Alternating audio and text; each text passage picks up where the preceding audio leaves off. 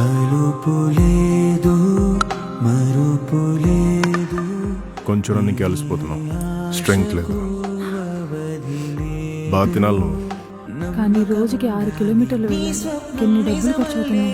అవసరమా కన్నమ్మ? హే, పిల్లల ముందు డబ్బుల గురించి మాట్లాడతావు? కన్నమ్మ నువ్వు వెళ్ళి నేను ఇస్తాను.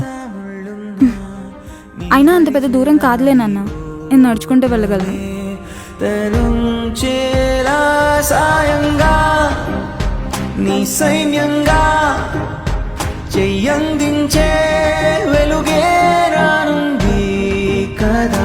ధైర్యంగా అడుగే ఇంకా నీకై నిలిచే